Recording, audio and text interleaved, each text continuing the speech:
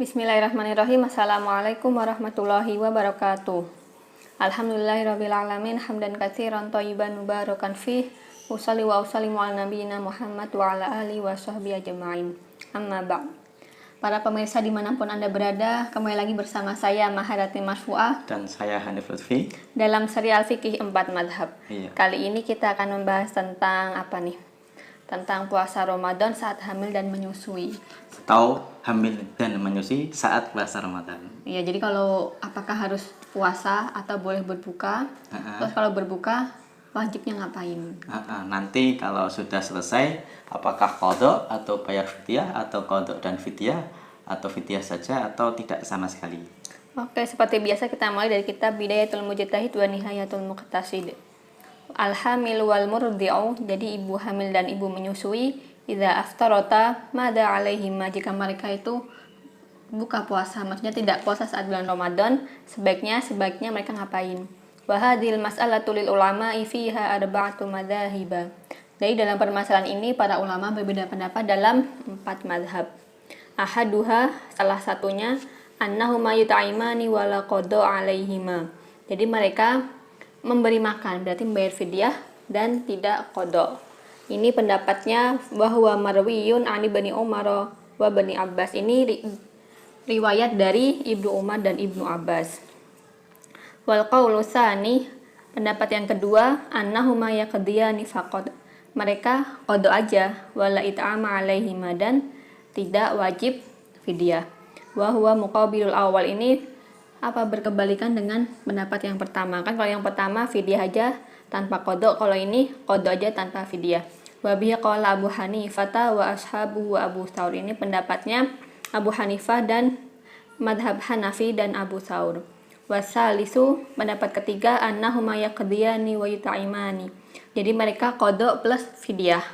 Paket Meskipun komplit. sebenarnya Ibnu Rus ini kurang detail ya dalam menyampaikan madhab Syafi'i. Nanti kita akan tahqiq lagi, kita akan validasi dalam madhab Syafi'i bagaimana. Wa bihi qala Syafi'i, ini pendapatnya madhab Syafi'i. Wal qaulur rabi', pendapat yang keempat, annal hamila taqdi wa la tut'im. Jadi ibu hamil itu taqdi, wajib qada, wa la tut'im, dan tidak wajib bayar fidyah.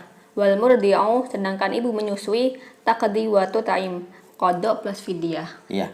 Ini sebagai awalan dulu ya, nanti kita akan tahqiq lagi. Karena pendapat yang pertama ini sama sekali tidak dipakai dalam madhab 4, karena dia cuma diriwayatkan saja, katanya saja. Oke, kita mulai dari madhab Hanafi. Kita dari kitab Al-Aslul Ma'ruf bil Mabsuti Lisyaibani. Qultu ara'aital mar'atal hamila wal murdi allati takhafu 'ala sabiyyi. Jadi apa pendapatmu terhadap seorang wanita yang hamil atau wanita menyusui yang mana dia mengkhawatirkan sobi, bayinya, awil hamil, atau ibu hamil takhafu 'ala nafsiha, yang dia mengkhawatirkan dirinya sendiri. Qala yuftirani wa yaqdiyani yauman makana kulli yaumin. Jadi dia boleh berbuka, maksudnya boleh nggak puasa, kemudian dia harus qada. Wala kafarata alaihima, dan dia tidak ada kafarah. Iya, ini madhab Hanafi yang pertama. Sekarang madhab Hanafi yang kedua, Bidayatul Mubtadi karya Al-Marghinani. Wal hamilu, jadi ibu hamil, wal murdi'u, dan ibu menyusui, idza khafata ala anfusihima, yang mana mereka mengkhawatirkan dirinya sendiri, awaladaihima, atau anak mereka, aftarota, kemudian mereka tidak puasa saat bulan Ramadan, wa qadota, maka mereka wajib qada, wala kafarata alaihima, dan tidak ada kafar bagi mereka, wala fidyata alaihima, jadi cuma qada aja tanpa fidyah. Iya. Ini pendapat pertama dari madhab Hanafi, berarti dua-duanya qada tanpa fidyah. Kemudian yang kedua dalam madhab Maliki memang agak panjang karena mereka membedakan antara wanita hamil dan menyusui. Karena kalau hamil itu badannya satu, meskipun orang nyebut berbadan dua ya, tapi dia masih di dalam badan perutnya seorang perempuan. Kalau menyusui berarti orangnya lain, dia sudah keluar menjadi manusia lain. Maka Imam Malik dalam kitab Al-Mudawwanah menyebutkan, qala Malikun, Imam Malik berkata, in kana sabiyuha yaqbalu ghairu ummihi minal maradi, kalau anaknya, bayinya itu menerima susu dari ibu yang menyusui selain ibunya, kan berarti ada mau disusuin orang lain. Wa kana taqdiru ala an tastajiru lahu, dan dia mampu untuk bayar menyewa Kan menyusui itu kan nggak harus dari ibunya ya, makanya dulu Nabi itu kan disusui oleh Halimah dari Bani Sa'diyah. Aulahu malun tastaziru lahu bihi, atau dia punya uang untuk menyewa, faltasum, maka dia puasalah ibunya. Wal tastajir lahu, dan dia nyewa orang lain. Ini unik, nyewa orang lain untuk menyusui malah dia sendiri puasa. Wa in kana la yaqbalu ghairu ummi, kalau tidak menerima selain ibunya, fal tuftir, maka dia boleh tidak puasa, wal taqdi, dan dia qada. Tapi selain qada wal tudaim, dia memberi makan min kulli yaumin aftarat humud dan likulli miskin. Setiap hari dia qada plus dia itu bayar fidyah memberi makan setiap hari yang ditinggalkan satu mud, atau satu mud itu seperempatnya satu sok. Kalau zakat fitrah sekarang itu satu sok itu bagi 4, tergantung zakat fitrahnya berapa. Kalau 3 kilo ya bagi 4, atau 2,5 kilo bagi 4. Ini bagi yang menyusui. Waqala malikun fil hamil. Adapun wanita hamil, la it'ama 'alaiha, maka tidak wajib memberi makan fakir miskin, walakin idza sahhat, kalau dia nanti sudah sehat, qawiyat, kok dia kuat untuk puasa, maka kuat ini kan nggak selalu bulan depan atau bulan depannya lagi, karena dia masih hamil ya. Kan setelah hamil kan menyusui, maka kuatnya bisa jadi kapan saja. Maka kata beliau qadot, maka wanita itu yang hamil qada maaf torat yang dia tinggalkan. Kultu, tapi tidak memberi makan. Kultu, nyadang nanya begini, mal farqu bainal hamil wal murdi, terus bedanya orang yang hamil dan menyusui apa? Faqala, beliau menjawab, li annal hamilah hiya maridah, kalau hamil itu dianggap sakit, wal murdi laysat maridah, kalau menyusui kan nggak sakit, kan dia kuat, kan gitu ya. Makanya dalam mazhab Maliki dibedakan, kalau hamil maka dia cukup qada saja, kalau menyusui kok dia tidak puasa maka dia wajib apa? Qada dan bayar fidyah. Yang mana kita bisa tahqiq lagi dalam kitab yang lain, ini mazhab Malikiyah. Kalau tadi Imam Malik dalam kitab Az-Zakhirah karya Al-Qarafi, beliau menyebutkan al-mubihu tsalis, hal yang memperbolehkan tidak puasa yang ketiga itu khauful murdi'i, khawatirnya orang wanita yang menyusui ala waladiha fil kitabi illam yaqbal ghairaha aw qabilahu wa ajazat an ijaratihi, yang mana anaknya tidak menerima selain susu ibunya, dan dia itu menerima orang lain tapi dia nggak punya uang untuk membayar, maka wanita itu aftarat, boleh tidak puasa, wa atamat, dan memberi makan likul yaumin miskin, dan mudan, setiap hari memberi makan fakir miskin satu mud makanan. Wa in khafat ala nafsiha khasatan, kalau dia khawatirnya terhadap dirinya sendiri, lam tut'im, dia tidak wajib memberi makan. Al-mubihur rabi', hal yang memperbolehkan puasa yang keempat, al-khawf al-hamli fil kitabi in khafat ala waladiha faftarat la tud'imu wa taqdili annaha maridah, persis dengan tadi Imam Malik, kalau dia hamil tidak kuat puasa maka dia qada saja nanti kalau dia kuat, dan tidak wajib memberi makan setiap hari yang ditinggalkan. Ini mazhab Maliki. Selanjutnya Madhab Syafi'i, kita mulai dari kitab Al-Iqna. Ini karya Al-Mawardi.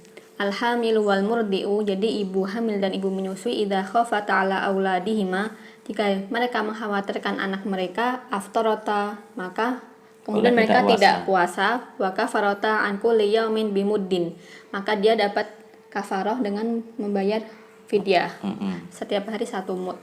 Wa qadata idza amkanahuma, dan kodok sholat kalau mampu nanti, kodok puasa yang ditinggalkan kalau mampu nanti. Fa in khafata ala anfusihima, namun apabila dia mengkhawatirkan dirinya sendiri, fa aftarata, kemudian dia tidak puasa saat bulan Ramadan, lazimahumal qada dunal kafarah kal marid, maka dia cuma wajib qada aja tanpa kafarah. Jadi dalam mazhab Syafi'i yang dibedakan itu alasannya. Apakah gara-gara dirinya sendiri atau karena orang lain? Kalau dirinya sendiri berarti kan seperti orang sakit. Kalau orang lain dia kuat, tapi kenapa nggak puasa? Kasihan anak saya. Oh berarti karena orang lain plus, maka selain qada dia wajib kafarat gitu. Fidyah. Ya, memberi makan satu fakir miskin satu hari satu mud.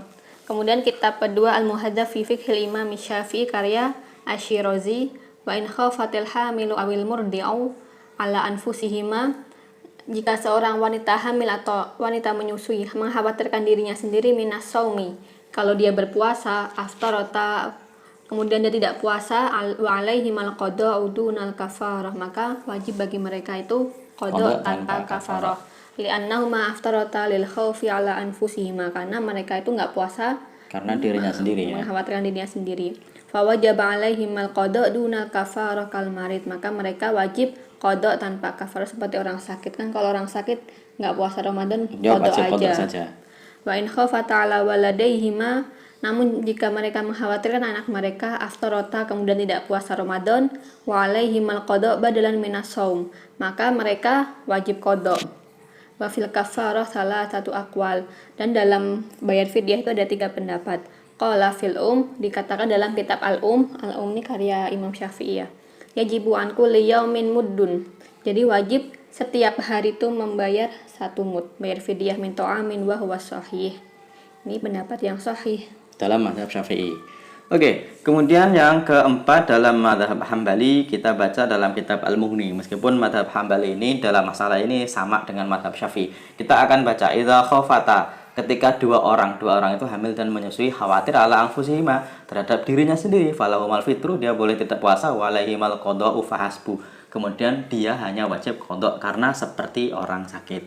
Kemudian lana lamu fihi baina ahlil ilmi ikhtilafan, saya tidak mengetahui ada perbedaan pendapat. Makanya tadi pendapat pertama kok kafarat saja tanpa qada. Ini sebenarnya pendapat yang tidak bisa dipertanggungjawabkan. Kenapa? Karena ini tidak dipakai dalam mazhab 4. Li'annahuma bimanzilatil marid al-khaif ala nafsi, karena seperti orang sakit yang khawatir terhadap dirinya sendiri. Wa in khafata ala waladihima aftarata, kalau dia khawatir terhadap orang lain, maksudnya dia sebenarnya kuat sih, tapi kan janinnya nanti gimana ya, kalau dia puasa nanti anaknya nanti gimana ya, maka wajib wa alaihima, dia wajib al-qada'u wa it'amu miskin an kulli yaumin wa hadza yurwa an Ibnu Umar. Dia wajib qada plus memberi makan 1 orang fakir miskin setiap harinya 1 mud. Ini yang diriwayatkan dari Ibnu Umar. Makanya tadi yang pertama Ibnu Umar kan katanya cuma memberi makan doang, fidyah doang, tapi ternyata riwayat lain menyebutkan enggak, Ibnu Umar bilang qada dan juga fidyah. Oke. Ini dalam mazhab Hambali. Kemudian yang mazhab Hambali yang lain dalam kitab Al-Insaf disebutkan wal hamil wal murdu idza khafata ala anfusihima. Hamil dan menyusui kalau khawatir terhadap dirinya sendiri, aftarata, dia boleh tidak puasa, wa qadata, dan dia wajib qada, yakni min ghairi it'am, tanpa memberi makan, wa hadzal madhabu, dan inilah madhab Hambali. Wa in khafata, kalau wanita hamil dan menyusui itu khawatir ala waladihima, terhadap kedua anaknya, aftarata, maka dia boleh tidak puasa, wa qadata, dia wajib qada, wa ta'amata, memberi makan angkul yaumin miskinan. Berarti pendapat madhab Hambali persis dengan madhab Syafi'i. Kemudian yang terakhir, ini unik nih, madhab Zahiri dalam kitabnya Al-Muhalla. Oke.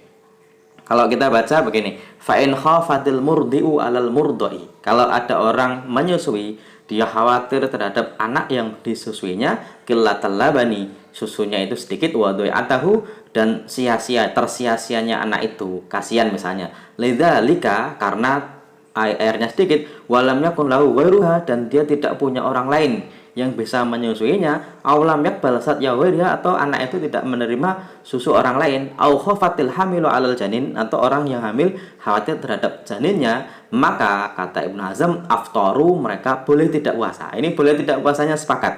Hanya saja kata beliau wala qada'a, dan tidak wajib qada alaihim kepada mereka, wala it'ama, dan tidak wajib memberi makan. Enak banget ya? Iya. Enak.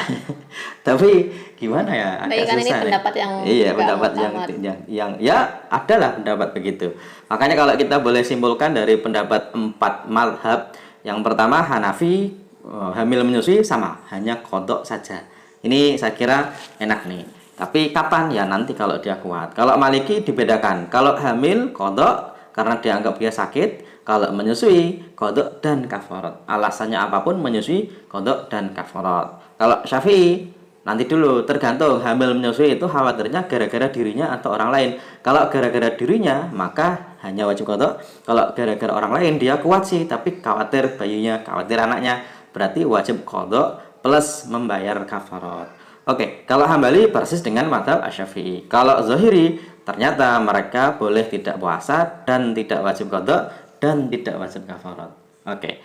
Ini madhab 4 berkaitan dengan wanita hamil dan menyusui saat bulan Ramadan mereka tidak puasa. Kalau boleh tidak puasanya sepakat, tapi kewajibannya nanti apa saja, ini yang jadi perbedaan pendapat para ulama. Kurang lebihnya itu yang bisa saya sampaikan. Saya Hanif Lutfi. Dan saya Maharati Marfu'ah. Mohon maaf, kita akhiri. Wassalamualaikum warahmatullahi wabarakatuh.